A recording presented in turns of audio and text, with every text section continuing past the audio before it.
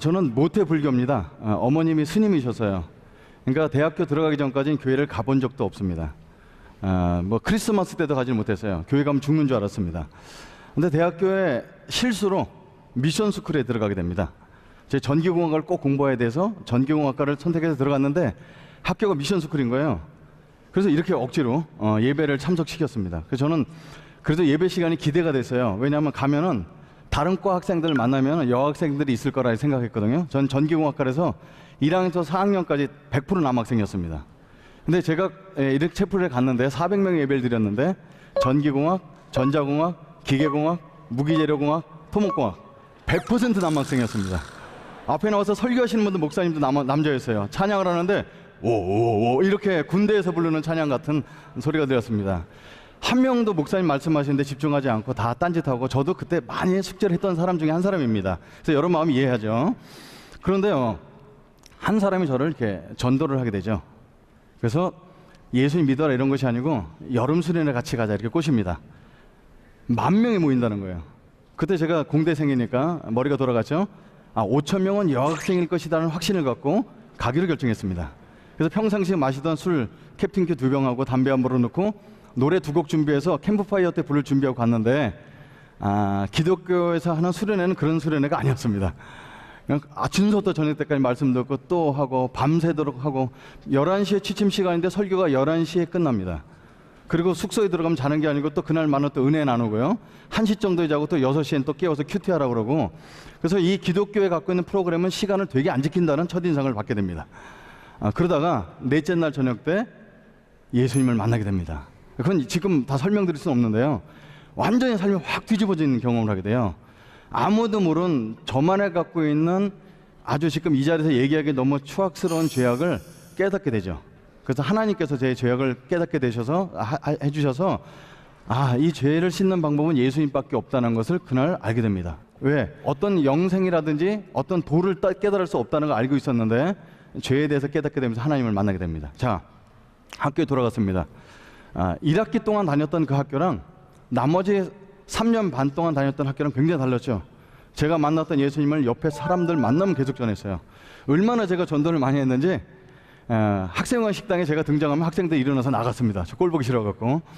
저희 과 학생들은 저한테 복음을 듣지 않은 애들이 하나도 없었고요. 정말 틈나는 대로 하나님을 찬양하는 얘기. 그 주일날은 청년회장으로 이렇게 섬기면 3년 반을 지내게 됩니다. 그런데요, 이런 의문이 드는 거죠.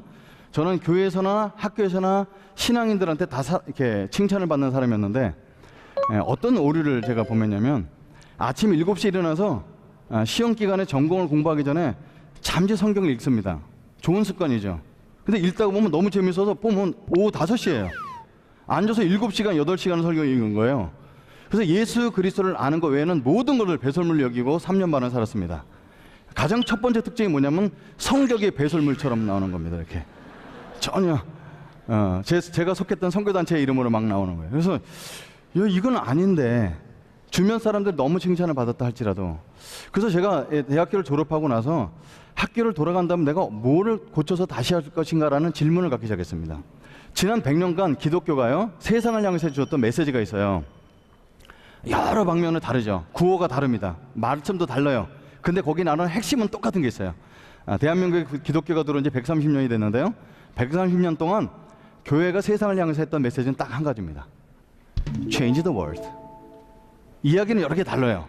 그렇지만 빛과 소금이다 이런 의미 자체도 나는 빛이고 세상은 어둠이고 나는 소금이고 세상은 썩었고 이런 메시지가 있습니다. 그래서 세상을 바꾸는 것이 기독교고, 하나님 우리에게 원하시는 그것은 정말 우리를 통해서 세상이 더 나은 세상이 되는 것인데 과연 세상이 그렇게 됐는가, 이런 것이 저희가 갖고 있는 큰 의문이었습니다. 세상이 왜 바뀌지 않는가는 세상을 좀 연구해 봐야 되는데요, 세상은 그냥 깜깜하고 썩은 것이 아니라 세상은 이런 구조를 갖고 있다고 로이드 교수가 발표한 걸 보게 되었습니다. 문화에는 4층 구조가 있다. 첫 번째, 행동은 겉으로 보기에 따라하기 쉬운 거죠. 그래서 우리가 여기 이제 교회 다니는 친구들 많을 텐데 대학부라든지 선교단체에서 선교 이렇게 제자 훈련을 받습니다. 4년 내내 큐티 훈련도 받고 전도원 훈련도 받는데 졸업한 다음에 그걸 하지 않습니다. 왜 그럴까요? 그게 행동만 변화시켰기 때문에. 행동에 바탕되는 건 가치인데 그것이 정말 아침에 일어나서 하나님 말씀 보고 큐티를 하는 것이 내 삶에 너무 중요한 가치로 내려와 있을 때만 따라하죠. 그러니까 가치가 너무 좋아서 하기 전까지는 멈추게 된다는 것입니다. 근데 그 바탕에 깔려 있는 것이 신앙이라고도 불릴 수 있는 신념인데, 신념은 절대적인 의미예요. 그러니까 절대로 바뀌지 않는 것. 태어날 때부터 하도 세뇌 들어서 이거 절대로 바뀌지 않는 내용.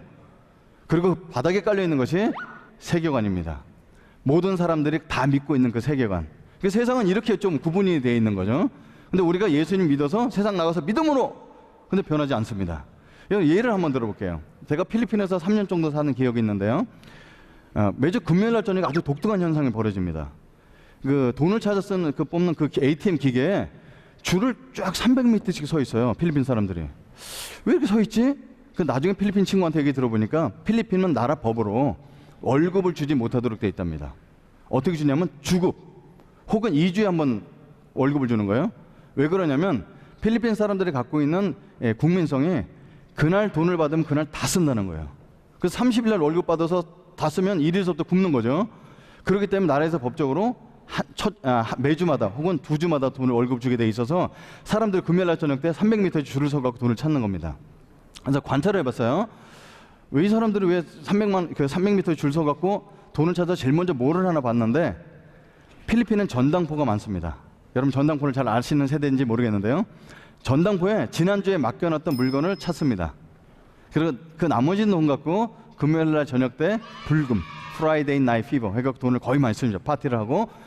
그리고 토요일 날은 금요일 날 파티하고 남은 음식을 먹고요. 주일 날은 교회 가서 얻어 먹습니다. 그럼 월요일 날 아무것도 없죠. 월요일 날 금요일 날 저녁 때 찾던 전당포에 찾아왔던 물건 다시 전당포에 맡겨서 그 돈 갖고 금요일까지 사는 거예요. 그 이런 패턴을 보면서 이거 너무 이래서 못 사는구나, 이렇게 판단 내리기 굉장히 쉽다는 거예요. 근데 제가 이 패러다임 넣어봤어요. 필리핀은 어떤 세계관을 갖고 있을까? 식민지 세계관입니다. 필리핀은요, 조금 넓게 보면 400년 동안 식민지였어요. 아버지서부터 식민지입니다. 여러분 식민지 생활하면 어떤 특징이 있을까요? 오늘 내가 열심히 일했습니다. 창고에 싸놨습니다. 뺏깁니다. 그래서 식민지 세계관을 갖고 있는 사람들 어떤 신념이 있냐면 내일 일은 보장 못 받는다라는 신념이 있습니다. 정말로 실제로 필리핀 사람들에다가 일을 시키다 보면 천천히 일을 해요. 그래서 게으르다 생각했는데 그것이 아니고 오늘 일을 열심히 일을 다 끝내면 내일 일자리가 없습니다. 천천히 해서 며칠씩 하는 거예요. 그게 나름대로 지혜 있게 사는 방법이었습니다. 내일 일을 보장 못 받는다는 신념이 생기고요. 그러니까 가치가 뭐가 있냐면 늘 현재를 즐깁니다. 그래서 돈이 있을 때 파티를 하는 거예요. 그래서 여러분 이 세계관이 우리 전체의 삶을 지배합니다. 그렇기 때문에 세계관을 우리가 알지 못하고 하나님 말씀만 들고 나가서는 이게 참 어렵다는 생각을 가져보죠. 여러분 세계관은 우리 나타나는 현상과 불가분의 관계가 있습니다. 저는 불교였습니다. 불교는 인생을 고통으로 봅니다. 8가지 고통이 있다. 고통이 8가지밖에 없나? 그 중에 한 고통이 번뇌라는 고통이 있는데 번뇌는 108가지가 있다. 그래서 세상에 고통에 대해서 가장 많이 연구해 놓은 것이 불교입니다. 그러면 인생을 고통으로 보기 때문에 세계관이 추구하는 것이 뭐겠어요? 해탈을 추구하는 것입니다. 여기 벗어나야지.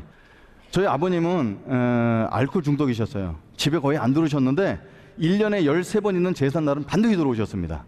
오셔서 제사를 제가 다 준비해 놓죠. 홍동백서 이렇게 다 제사상 차려놓고 현고학생 부군신이 써갖고 이게 귀신을 다 모셔갖고 붙여놓습니다. 그럼 아버지가 오세요. 그리고 하시는 게 뭐냐면 마당에 있는 빨랫줄을 걷으시고 대문을 열어놓습니다.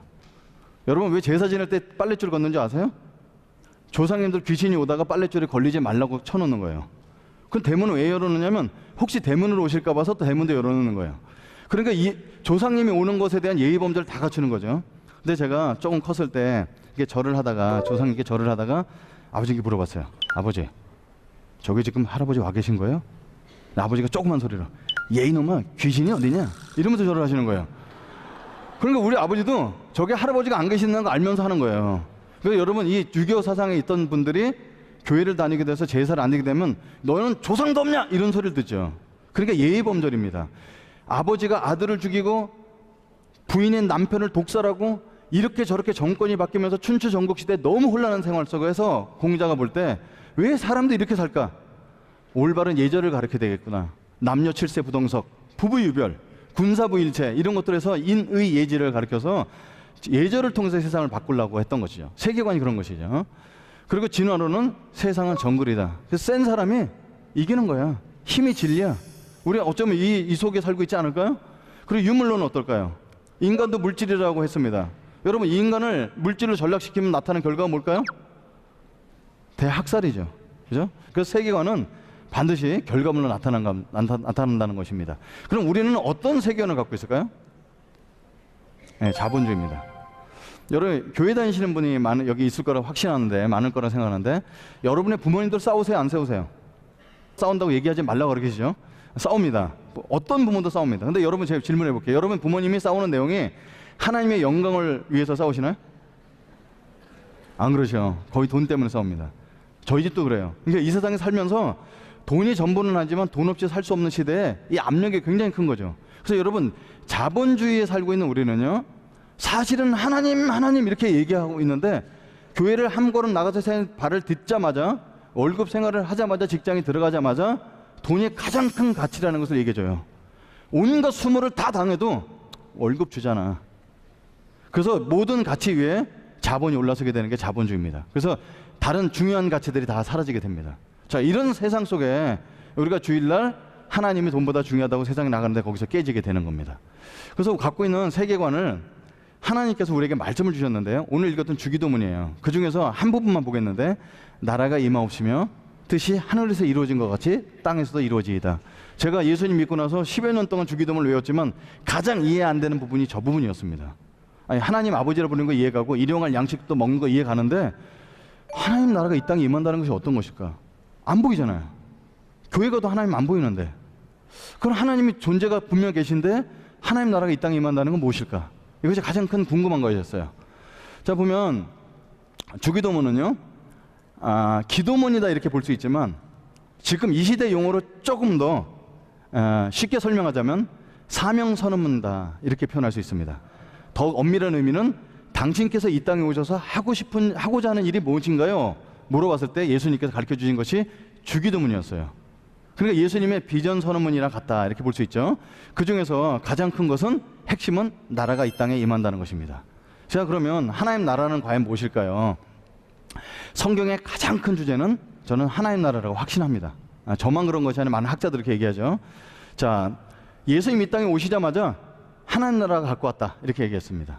그리고 사람들에게 말씀을 증거하면서 하나님 나라에 대해서 가르치시느니라. 제자들에게 하나님 나라는 이와 같으니 이렇게 가르치십니다. 십자가 달려 돌아가셨어요. 부활하셔서 이 땅에 40일 있다가 승천하셨는데, 40일 동안 제자들에게 가르치신 것이 뭐냐면 하나님 나라에 대한 일을 가르치셨습니다. 그러니까 예수님은 하나님이신데 이 땅에 오셔서 계속해서 처음부터 끝까지 죽으셔서 부활 승천하실 때까지 가르치신 것이 하나님 나라였습니다. 그리고 계시록까지도 다 하나님 나라죠. 그러니까 하나님 나라가 가장 큰 주제입니다. 여기 하나님 나라는 천국이니까 죽어서 가는 것이 아니라 이 땅에 임하는 것을 얘기하죠. 그럼 구약에는 없는데요? 이렇게 할 수 있죠. 구약에는 하나님 나라는 단어가 없어요. 근데 구약에는 어떻게 등장하냐면 하나님이 통치하신다 이렇게 등장합니다. 그러니까 하나님 나라는 단어를 써서 하나님 나라가 오는 것이 아니라 하나님의 다스림과 통치를 받는 것이 하나님 나라죠. 그래서 여러분 이렇게 봅니다. 이게 세상을 보는 눈인데, 이것을 하나님 눈으로 바라볼 줄 알아야, 내가 여기서 깨지는구나, 내가 이것에 잘못해, 이것에 대한 실력을 키워야 있구나, 이런 것들을 알게 됩니다. 기독교에서 말하는, 성경에서 말하는 세계관이 있습니다. 이걸 한마디로 얘기하면 창타구종 이렇게 얘기합니다. 하나님께서 천지를 창조하셨습니다. 근데 죄가 들어와서 이 땅에 타락이 왔습니다. 근데 이 죽어가는 우리 인간들을 예수님께서 속박에서 구원해 내셨습니다. 십자가로. 그래서 구속이고요. 그렇게 끝나지 않고 주님께서 언젠가 다시 오시는데, 그럼 세상은 끝납니다. 이게 기독교 세계관입니다. 한마디로 얘기하면. 그런데 우리가 보통 창조 그러면 첫째 날 비창조하시고 둘째 날 물과 궁창을 나누시고 이렇게 하는데, 그것이 창조에 대한 얘기라기보다는 창세기 1장 2장을 읽어보면 우리가 왜 일을 해야 되는지 알게 돼요. 그리고 종말을 연구하다 보면은 하나님 나라가 이 땅에 임한다는 것이 이런 뜻이구나 알게 됩니다. 근데 대부분, 저도 그렇지만 지난 우리 한국 교회에서 가르쳤던 130년 동안 가장 많이 집중했던 것은 뭐였냐면 바로 이 두 가지였습니다. 우리는 죄인입니다. 예수 그리스도가 필요합니다. 저는 이건 복음의 핵심이라고 생각해요. 저는 이것이 없었으면 이 자리에 설 수도 없었고 불교인이 기독교인 될 수가 없었죠. 우리 마음대로 인생이 되지 않습니다. 알코올 중독자였던 우리 아버지를 제가 죽이는 게 저희 버킷리스트였어요. 이 속에 있는 분노와 이런 것들을 끌어낼 수 있는 방법이 없어요. 내가 죄인인 걸 알고 우리 아버지도 용서받을 죄인이고 나도 용서받을 죄인이라는 걸 알아야지만 구원받을 수 있습니다. 너무 중요한 사실이에요. 그런데 이 두 가지를 들고 직장에 나가서 써먹을 수가 없다는 겁니다. 하나님은 그렇게 교회 안에서만 내가 죄인 돼서 구원받아야 된다는 얘기만 하시는 분은 아니라는 것이죠. 그래서 우리 한국에서 그동안 교회에서 그동안 수없이 다뤘던 우리는 타락했습니다, 예수님 필요합니다는 그 위에 우리가 왜 일을 해야 되는지, 우리 삶 속에서 하나님 나라가 어떻게 임해야 되는지를 이제는 여러분 세대는 그것을 구축해 나가야 될 때가 되지 않나. 많은 학생들 지도했었는데 한 여학생에게 이메일을 받았어요. 목사님, 전 목사님의 설교를 많이 듣고 자란 청년입니다. 제가 뭐뭐뭐 회사에 들어갔는데 말단으로 보고서를 쓰다 보니 이런 부분이 나와서 정직하게 보고를 하는데 윗선에서 그렇게 보고하지 못하게 합니다. 그래서 말씀드렸습니다. 저는 신앙인이라서 거짓말로 보고하지 못합니다. 나도 안수집사야, 시키는 대로 해. 그래서 이 말단으로 들어간 사람이, 이 학생이 신앙이 뜨거운 신앙을 갖고 정직하고 성실하게 산다는 걸 사회에서 할 수 없다는 걸 깨닫게 돼요. 그래서 저한테 이메일 보내면서 목사님, 제가 회사를 옮겨야 되는 걸까요? 직종을 바꿔야 되는 걸까요? 이렇게 질문했을 때 제가 대답을 할 수 없다는 걸 알게 됐습니다. 제가 할 수 있는 대답은 두 가지였어요. 첫째, 하나님 말씀으로 뱀처럼 지혜롭고 비둘기처럼 순결하게 생활해. 실생활에 거의 도움이 안 됩니다. 또 한 가지 방법이죠. 기도해 줄게. 예배, 경건, 헌신, 큐티, 주일 성수, 영혼 구원, 이런 단어는 교회 다니는 친구 다 합니다. 전도, 부흥, 선교, 희생, 헌금, 기도. 이런 단어는 교회 1년만 다녀보면 수없이 듣는 단어죠. 그런데 우리가 이런 단어들은 좀 덜 익숙하지 않나 싶습니다. 정의, 인권, 고아와 과부, 청년 실업, 빈부 격차, 사회 참여, 구조학, 사회학, 동성연애, 공공윤리, 이런 얘기는 거의 다루지 않습니다.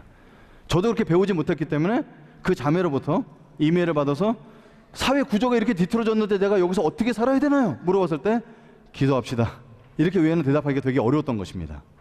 여러분, 그래서 이런 거 있어요. 하나님께서 천지를 창조한 얘기를 여러 방면을 볼 수 있지만 딱 몇 가지만 추려봅시다. 천지를 창조했을 때 갖고 있던 기쁨이 있어서요. 하나님이 갖고 있는 감정의 수많은 감정 중에 가장 큰 감정이 저는 기쁨이라고 봐요. 왜냐하면 에덴 동산이란 말이 기쁨의 동산이다, 이런 뜻입니다. 그러니까 하나님이 천지를 창조하시고 첫째 날 빛 창조하시고 보기 좋았고 맨 마지막에 사람을 창조하시면 보기 심히 좋았다는, 그것은 하나님의 기쁨을 표시하죠. 그래서 첫째는요, 의식주가 완전히 해결된 세상에서 살았어요.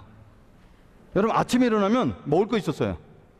에덴 동산에서 옷 걱정할 필요가 없습니다. 우린 지금 그렇게 돈을 벌고 직장 다니면서 뭘 하려면 집을 장만하려는데 집 걱정 없습니다. 여러분, 의식주가 완전히 해결된 다음에 일하러 나가시겠어요? 근데 거기 일이 있었다는 거예요. 하나님께서 생명과 사랑의 관계 속에 하나님이 우리에게 생명을 날마다 부어주셔서 차고 넘쳤어요. 너무너무 차고 넘치니까 옆에 사람 주고 옆에 사람 놔주고, 과일들도 나한테 막 충분히 열매를 맺어주고, 이런 관계 속에서 차고 넘치니까 약육강식이 필요 없는 거죠. 그런데 죄가 들어와서 문제죠. 그 일은 뭐였냐면 하나님께서 맡겨주신 일이라는 거예요. 여러분, 우리가 동물과 다른 이유는요, 우리는 하나님의 형상대로 지음을 받았다는 거예요. 사람은요, 개는 개처럼, 돼지는 돼지처럼, 소는 소처럼 창조되었지만 사람은 하나님처럼 창조되었어요. 여러 가지 이유가 있는데 그중에 첫 번째 이유는 하나님의 사랑이시기 때문에 하나님은 사랑의 대상을 자기보다 하등급을 만들지 않고 동등한 입장으로 만들어서 사랑을 하셔요. 그래서 하나님은 사랑이셔요. 그리고 하나님의 형상대로 만들었다는 얘기는 하나님의 눈이 두 개고 코가 하나고 입이 하나이겠다는 얘기가 아니라 하나님이 하시고자 하는 일을 우리에게 맡기시는 거예요. 그래서 에덴 동산에서 아담이 맡았던 첫 번째 일은 뭐였냐면 동물들의 이름을 짓는 겁니다. 원래 창조한 사람이 이름을 짓는 게 맞는데 아담에게 맡기죠. 그래서 돼지, 코끼리, 왕파리, 똥파리, 초파리, 이렇게 이름 짓습니다. 하루에 얼마나 많이 지었는지 모르죠. 되게 지혜로운 사람이에요. 그런데 이렇게 아름답고 완벽하고 일부 있었던 이 에덴 동산이 우리가 알고 있는 대로 선악과라는 거, 먹으면 독사과가 아니고 선과 악을 스스로 판단해서 내 의식주는 내가 해결하겠다는 과일이죠. 내가 주인 되겠다. 그러고 나서는 세상에 악이 들어오죠. 그래서 의식주 전반 속에 다 역기능이 됩니다. 자, 여기서 제가 초점을 맞추는 게 있어요.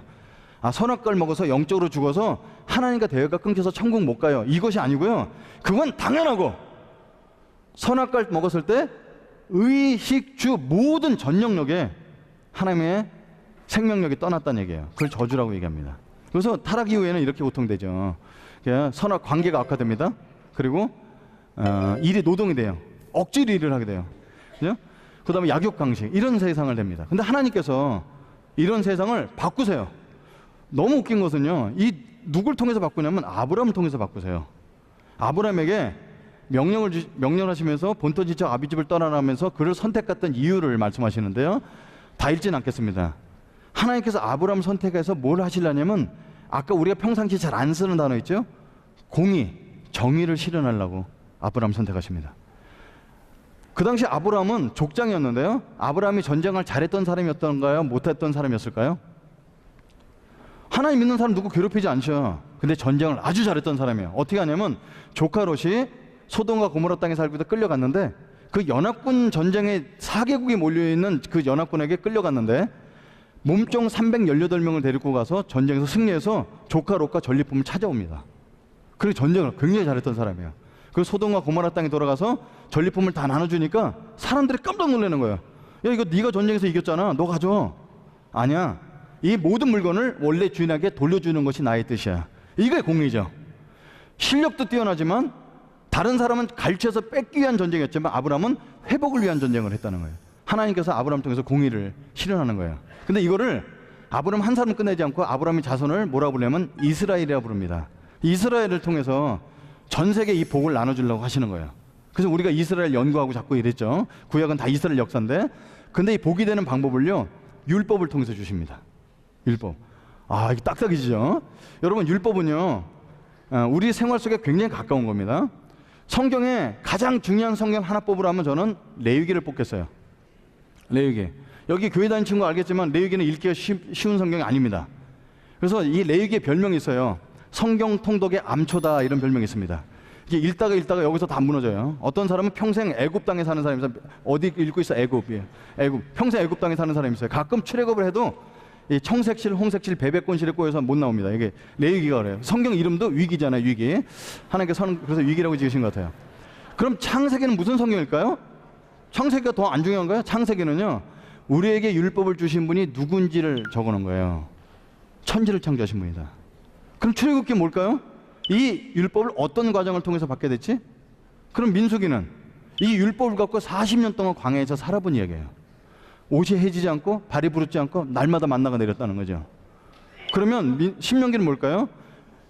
율법서를 가지고 강해 설계한 게 신명기예요. 그래서 레위기와 신명기는 같은 성경입니다.